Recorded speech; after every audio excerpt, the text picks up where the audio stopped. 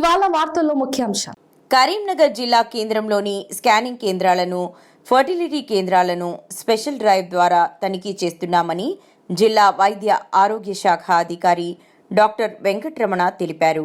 Scanning కేంద్రాలలో scanning కొరకు వచ్చిన వారి అవుట్ పేషెంట్ రిజిస్టర్లు పీసీపీఎన్డీటీ జిల్లా అప్రోప్రియేట్ అథారిటీ కమిటీ ద్వారా రిజిస్ట్రేషన్ సర్టిఫికేట్స్, అందులో పనిచేస్తున్న డాక్టర్స్ క్వాలిఫికేషన్ వెరిఫికేషన్ మరియు గర్భస్థ పూర్వ గర్భస్థ లింగ నిర్ధారణ చట్టం 1994 మరియు రూల్స్ 1996 అమలవుతున్న తీరు, గర్భస్థ శిశువుగా ఉన్నప్పుడు స్త్రీ పురుష లింగ నిర్ధారణ పరీక్షలు చేసినట్లయితే పరీక్షలు చేసిన వారికి, చేయించుకున్న వారికి, అందుకు ప్రోత్సహించిన వారికి చట్ట ప్రకారం 3 సంవత్సరాల వరకు జైలు శిక్ష, 10,000 రూపాయల జరిమానా విధించబడుతుందని, అలాగే కఠిన చర్యలు తీసుకోవడం జరుగుతుందని తెలిపే బోర్డులు ప్రదర్శిస్తున్నారా లేదా, మరియు స్కానింగ్ కేంద్రాలలో ఖచ్చితంగా రిజిస్ట్రేషన్ సర్టిఫికేట్, ధరల పట్టిక,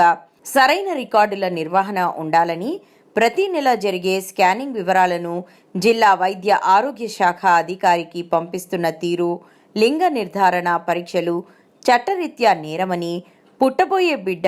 ఆడ మగ అని చెప్పకూడదని బోర్డులు స్కానింగ్ కేంద్రాలలో ప్రదర్శించడాన్ని తనిఖీ చేయడం జరిగింది.